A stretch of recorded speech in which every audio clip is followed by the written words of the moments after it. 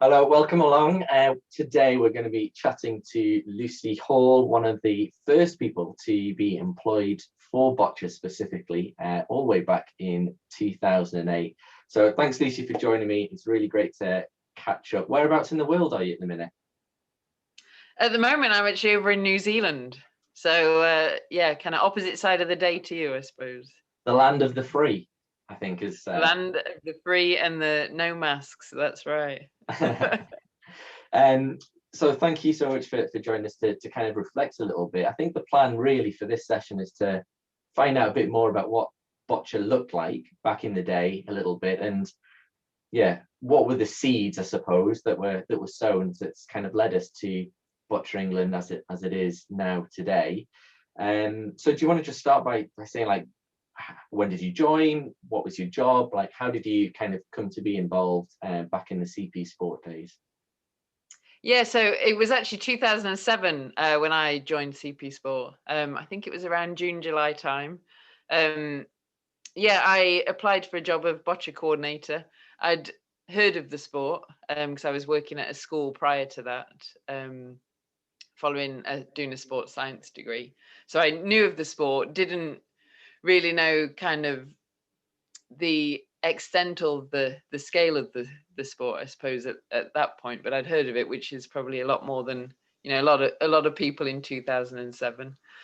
So it piqued my interest just because it was sport from a development point of view, which is really what I wanted to get into. I liked the CP Sport was a charity, so that kind of appealed to me as well. And I didn't necessarily think I had a massive chance of getting it, if I'm honest, because I thought there's got to be someone else that's more qualified. But I guess at that stage, quite niche, and so you wouldn't necessarily get that kind of all singing all dancing person. So anyway, I was offered the job. Starting 2007, really, and I suppose Boccia looked quite different then. It was taking over part of Bob Feeny's job. Bob, who had been the kind of Boccia Bob before me. And my main role at that point was to coordinate the National Boccia League, coordinate the courses, deal with the ball sales. Yeah, just kind of that coordination of the activities to do with boccia that CP Sport ran. Yes, a niche sport, but quite a wide-ranging, all-encompassing role. And from what I remember, there were a lot of things like the ball sales and the courses that seemed to be a bit more ad hoc, and probably coordination was probably what they needed. So what was it like to take something that you knew about but weren't familiar with, but yet essentially to pull it all together into something a bit more coherent? Well, it was just I think anyone that knows boccia just kind of, once you get into that world, it's it's sort of hard to see outside it, because you don't know about it until you're in there. So understanding about the people involved, a lot of the schools that you would kind of come up a lot. You'd end up going to a lot of the same people in various elements of the work. It was quite a learning curve in terms of understanding the school structures, the course structures, and so on, as well as those names and the go-to people. But I think the great thing was being a part of CP Sport, which had it was a very small team, kind of a bit of that family feel, where everyone sort of got involved with everything to some extent. So Boccia was part of CP Israel as an international governing body at that point as well. BizFed or World Boccia didn't exist for a long time, actually. But so CP Sport was covering a multitude of sports, I guess, and lots of different roles. So what kind of things were going on in the office, I suppose, outside of just your role looking after boccia? Yeah, there was a lot of stuff, I suppose. The main sports they dealt with, aside from boccia, there was athletics, swimming, bowls, and there was a lot of sort of multi-sport work. So there were two members of staff that worked on sport development and delivering multi-sport days into community groups, but I guess predominantly to schools, and really just around how can you support teachers or deliverers of sport to be able to get young people with disabilities involved with playing. You know, what adaptations, what sports can you play? You know, a lot of people hadn't heard of boccia and didn't know there was necessarily a sport or game that they could play and even progress to a higher level with. So it was really about introducing people to sport and helping them to participate, I suppose. Yeah. So, and then as well as that, there was the competition frameworks as well. So where I was involved in the boccia side, there was also things like swimming national champs and athletic national champs, with a focus on athletes with cerebral palsy. And so within that, you know, there's the coordination of all the officials, the results, and a mass of volunteers out there in the community. And then fundraising activities as well, because it was a charity. So there were 2 fundraisers. A lot of that was done through trust and grant applications, but then the other side is kind of running events and golf days and you know, talks by these famous people, and there was an element of kind of supporting that as well. Some days you might be, you know, doing a supermarket collection, or another day you might be, you know, helping out at one of the holes on a golf course. You know, it's a small team. Everyone got involved and helped out where they could. Yeah, it's really interesting because you come into a niche sport, but yet end up being involved in so many other sports and supporting each other. You mentioned Bob Feeny just a little bit ago. So he was probably the first person, probably worldwide actually, to be employed for Boccia in, you know, as a permanent member of staff. And I seem to remember he joined about 2001, 2002, early 2000s. I was actually at the meeting where he was introduced to us at national championships when I was, you know, a wee snipper. I was about 16, I think, 17 at the time. And I remember it being a little bit controversial because his main role really was to come into to kind of expand the sport a little bit, set up something called the Boccia League, and not necessarily just to work for, I guess, the traditional boccia players, which would be people with cerebral palsy and in boccia classes 1 to 4. So what do you remember about Bob and I guess that expansion of or introduction and expansion of the league? By the time you got there, I guess they were relatively well established, probably been running for 5 or 6 years. Yeah, maybe not quite that. I think it was, probably 2 or 3 years into the league. And again, very small beginnings. So I think when the first year I was there was around 30 teams involved in the league. And the first year he ran it, it was pretty much, you know, just a national competition with, you know, a handful of teams. So he really did a lot of work in those first few years to get people involved from different areas of the community. And that was a big change for the sport, because as CP Sport, obviously, we're very intent on making sure that the sport at the highest level was protected for those with cerebral palsy, you know, who the sport was intended for. But there was always that feeling that actually you need more people playing within the community, so that those small group of people actually have more opportunities to play. And I think that, you know, I'm sure that's still the challenge now. You just more people playing, I mean, there's more opportunities to play. It makes it easier to arrange competitions, easier to form clubs. It just makes everything more viable. So he really got the league up and running, and that was disabled pan disability league, it was called back then. And I have a lot of fond memories of Bob, just because he had a real way about him, a real way of communicating and communicating the message of boccia, and he really did have a deep passion for the sport and wanted to share it and introduce it to people. He was, I think, but before CP sport, as well as being a teacher and in education, he was a bit of salesman as well, and he certainly had a way of like articulating the sport in a really positive way that got people interested and engaged. Yeah. So competitions wise, we've got the league in its infancy and growing, but obviously we've been having regional championships for decades, I suppose. So, but they probably didn't look quite the same as what they look now. So what did that kind of regional boccia competition look like through to kind of nationals? What did that look like? What was the scale, I suppose, and what did I guess maybe volunteering look like in that sense, from how official were people, I suppose?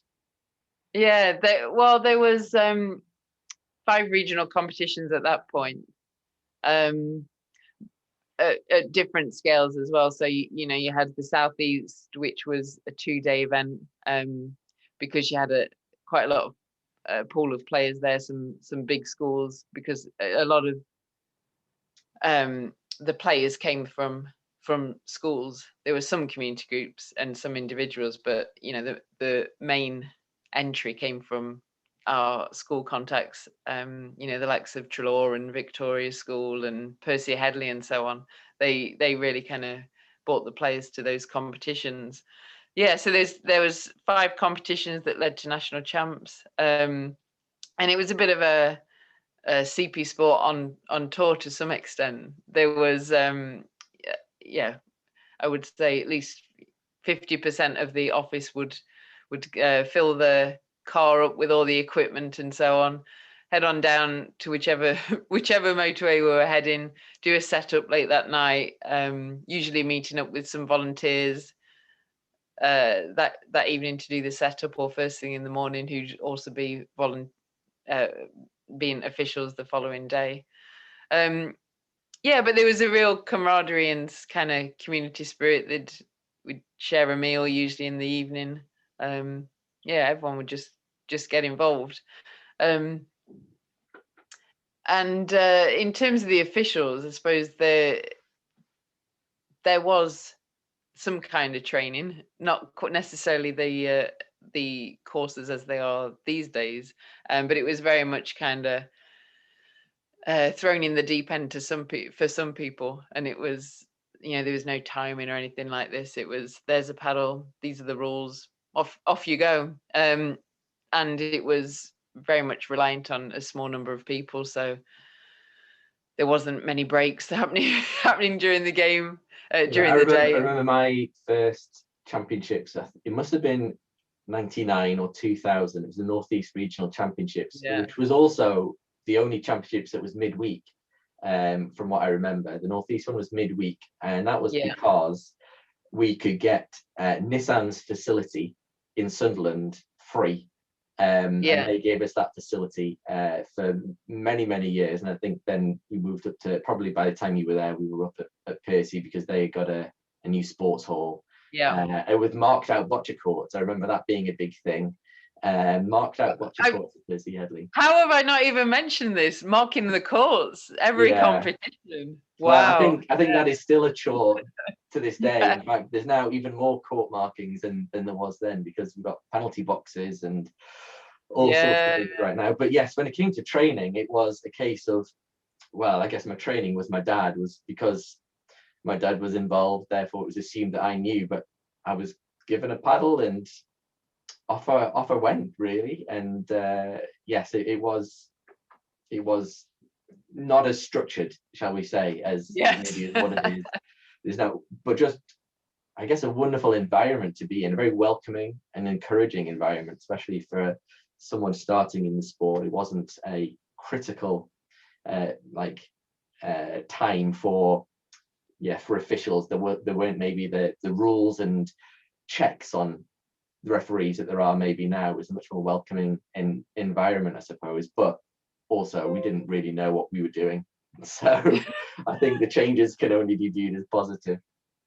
Yeah. So from there, I guess we had about 5 championships. I'm trying to think of what the scale would have been for BC 1 to 4s from numbers of players, because there were some, like the Northeast Regional, where there was about 20 or 30 players. Yeah. You know, Northwest was pretty small too. The Southeast was the big one, but you probably, Yeah. I don't know what, They tended 100, to be around 120 odd players, 120 players yeah, each nationally. competition was probably around mid-20s. Yeah, with you'd count the Southeast probably as a double Yeah. that. But we were really talking about 120 odd players, with about 50 going to nationals, probably in Sheffield, Ponsforge, something like that. So the sport was still pretty small. And he said the league was around 30 odd teams entering. So there were other players coming into the sport, but you know, we were definitely missing a critical element like schools, a dedicated schools competition, which we'll get onto in the future. But it's kind of, I guess, worth throwing back to, you know, 1984 was when boccia kind of first came into the Paralympics in New York. You know, CP Sport being the first person to employ someone in the early 2000s, but really didn't really start to ramp up really until you came along in 2007. And then in 2008, we had Chris Fitzgerald joining, and Mary joined at the end of 2008 as well. I joined at the beginning of 2009. So it really did kind of ramp up towards the kind of the end of the 2000s. Why was that? What was the kind of the catalyst to some of that ramping up? Yeah, I think it was just this recognition of sport and disability sport. Mainly to do with the London 2012 Olympics and Paralympics. So that had been awarded to London, and there was that real intent from LOCOG. I've forgotten about LOCOG. Yeah, that just suddenly came to me then. That they wanted the Paralympics and the Olympics to really, you know, go alongside each other, be in tandem, and held in that kind of the same regard. And also it was London 2012 was not just about the Olympic and Paralympic Games in terms of the event, but it was really how can we increase participation, get more people engaged with sport, involved in sport, whether it be participating, volunteering, or, you know, progressing in terms of being a talented athlete. So there was that recognition that actually to be able to achieve that, there needed to be an element of funding to the sports to be able to hopefully kind of capture and provide things for those people that were going to become interested in the sport. So the Sport England announced their next funding round, which would have been 09-13. And I remember we were invited to this launch event for it back in 2008. So myself and Chris Fitzgerald went along to Lord's Cricket Ground for this launch event, which was all, you know, very interesting and insightful, and it sounded, you know, pretty motivational. But we were still kind of sat there going, yeah, but why are we here? What we didn't really understand, I think, at that point, the fact that we were going to be able to make a submission and apply for some funding. We just thought, we were invited to a launch event. So I guess it kind of started thinking that actually we were in that arena, we were in that same room alongside, you know, members of the FA and these, you know, really big national governing bodies, and we were in that same room and being recognised as a organisation for a sport.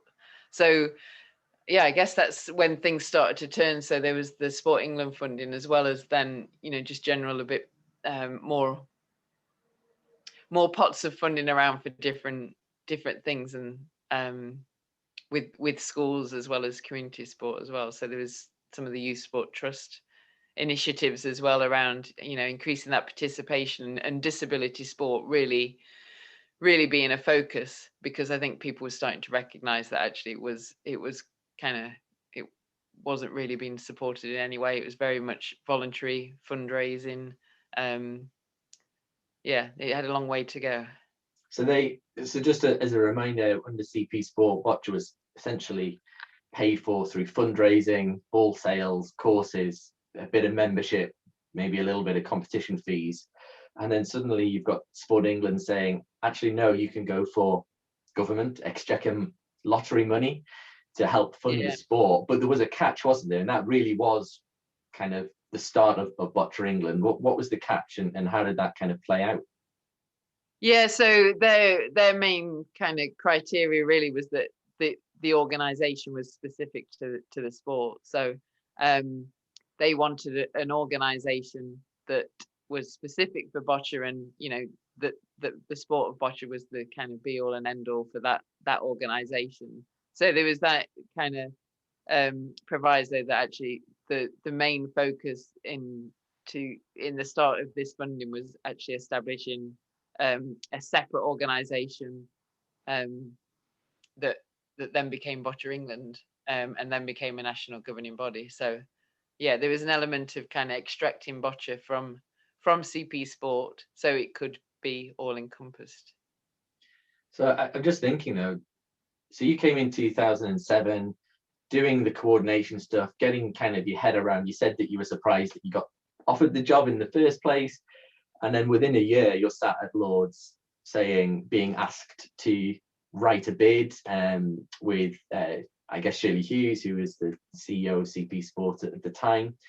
That's quite a big leap to go from 2007 to writing a bid for funding, and then also establishing a new company, a new charity, and essentially a new governing body for the sport. And at the time, with very limited staffing resources. What was that time period like, I suppose, with all of these plates, having to be kept in the air?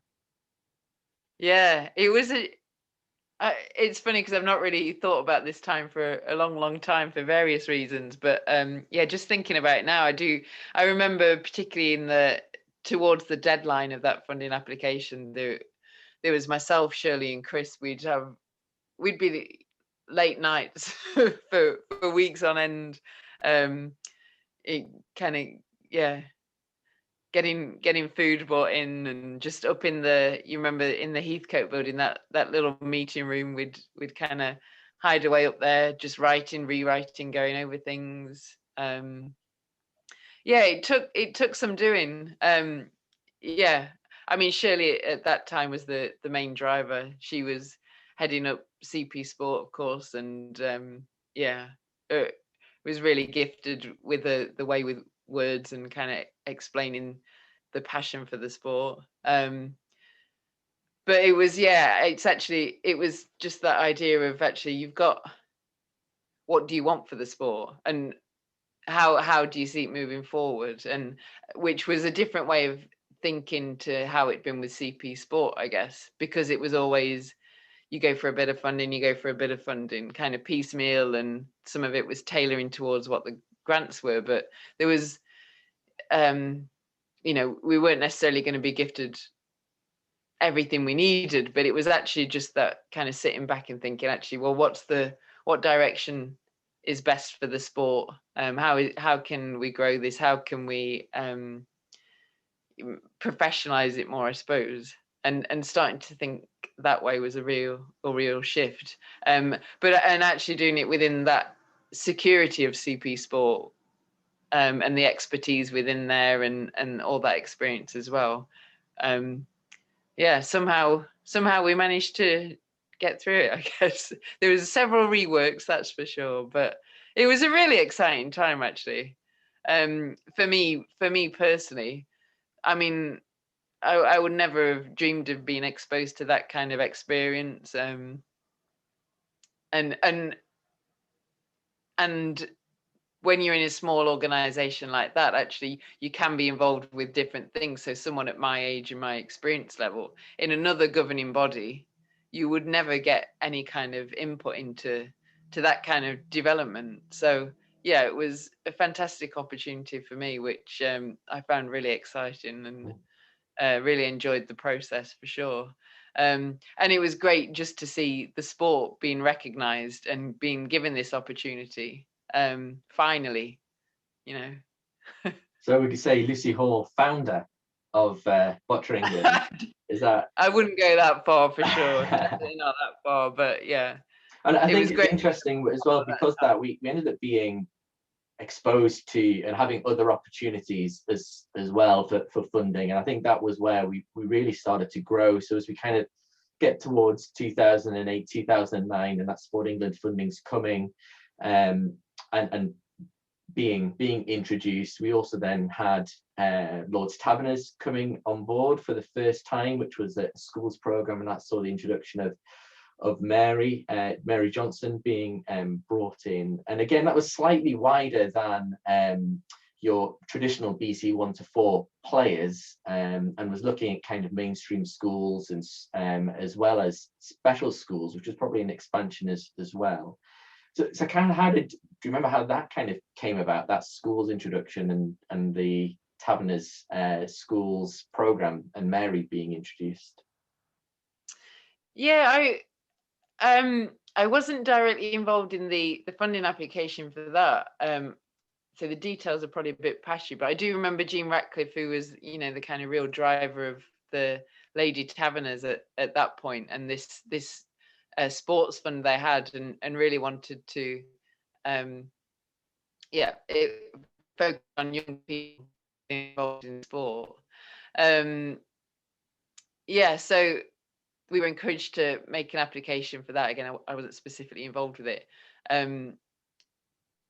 And I guess it kind of tied in with the Sport England application, because there were ways we could kind of buddy up something. So Young Officials Award was, we were able to link in with that, which we developed, or were in the process of developing, I think, through Youth Sport Trust. So a way of looking at how we can train officials, particularly those young people. How can we get young people involved in the sport, and kind of teaming those up, so you've got officials supporting the competition, all of them young people.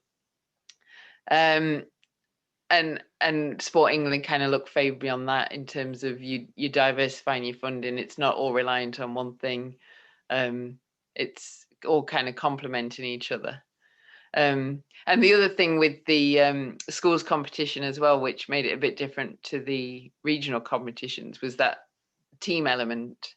And obviously playing as a team is a bit of a different game, a different sport to individuals, and all about, again, giving that opportunity for players to have a bit more of a well-rounded experience of the sport. Because if you make it to the Paralympics, you're going to be competing in different types of events, and it's a bit of a different skill set.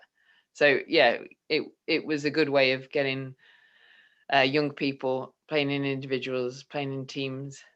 And that was pretty much where I came in, and not with the Lord's Taverners, but we had our first bit of money for Talent ID, and that was when I came in the beginning of 2009. But really, what that meant was working with other sports. That was one of the other good things, again, to go and identify talented athletes. But also what we found was the Taverners was just an excellent place to go and to find talent. So I ended up piggybacking on Mary's competitions as they grew, because I think there was only just a handful of schools in that first year, and then it really grew quite quickly. And by the time Mary left, we had hundreds of schools across the country taking part. But it really did start with, I think, 5 or 6, or it was certainly less than 10. I'm trying to remember those first championships. Yeah, the first one, it was in Nottingham, wasn't it?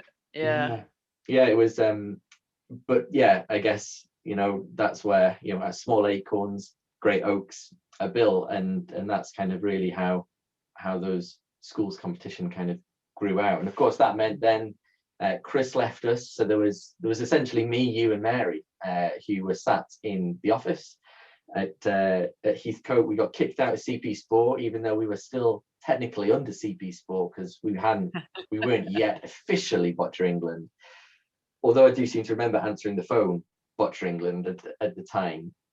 And yeah, it was the three of us for a little while, certainly, until we got our first CEO, Tony Weymouth. And I don't think I've ever worked with anyone quite like Tony, just an absolute whirlwind. But, you know, for someone who wants to get something up and running and just started and kind of get something going, he was almost the perfect CEO for that time period.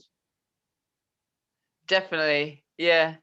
He was great fun to work with, and just so creative and lots of ideas and just very, very hard working. That's for sure. Yeah, I always remember him because he worked from home quite a bit as well, over in Essex, and he'd sometimes call just at the end of work, and you'd be about to leave the office, and then suddenly 2 hours later you're still on there, and it was always, oh, and another thing, and suddenly you had all these other tasks to do, but it was all exciting. It really kind of got you enthused about and excited about doing stuff, for sure. Yeah, definitely achieved a lot during his time in terms of the outreach, and he'd done a lot of work with different schools through his other work, and so it kind of opened up new areas, I think, in terms of geography, because he'd obviously done quite a bit over in the east and London and so on, so it kind of it really helped spread the sport, I think, to new people, new areas. London's always been a tricky one to crack, especially if you're not a London-based organization. Probably still true to this day, to be honest. Yes. But yeah, it's just thinking though. So we got the funding for Boccia England, but yet we weren't Boccia England until, when would that have come in? 2011, 2012? I think, it would have been 2011. Yeah. I think it was actually 2012 where we got the national governing body status, but in terms of being set up as an organisation, that was 2011 when we all were, everything was officially transferred across. So whether it be staff or kind of what do you call it, the courses and so on, kind of all the intelligence that goes across. The posh with 2P, I think, is where I think it's 2P across. That's so it was almost 3 stages, wasn't it? There was CP Sport owning Boccia, Sport England saying, hey, we want to fund you, but as the sport of Boccia, so you need to go and become Boccia England. Or I think at the time we were going to be called English Federation or English Boccia Federation or something like that anyway. English Boccia Association, EBA. I remember those early logos. They weren't great, if I remember rightly, but it was almost at 3 stages. You had this bit where it's like, we're under CP Sport. We are very much member focused. We're trying to grow into new areas, but it wasn't, we only had limited funding because of fundraising and the income streams that we had. And then it was this opportunity for Sport England funding, but we had to become Boccia England.